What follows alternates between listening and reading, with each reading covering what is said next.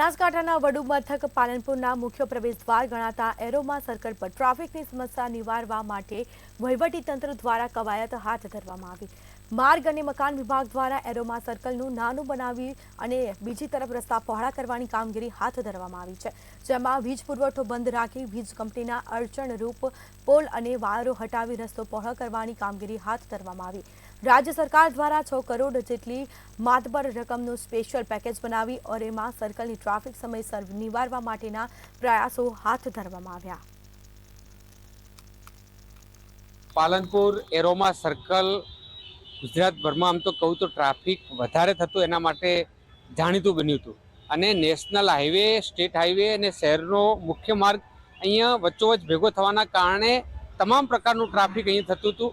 थोड़ाक समय अगाऊ राज्य सरकार द्वारा एक मोटी 6 करोड़ थी वधारे रकमनी ग्रांट फाळवीने आ बंने बाजू जे पहोळी करवानी कामगीरी हाथ धरवामां आवी।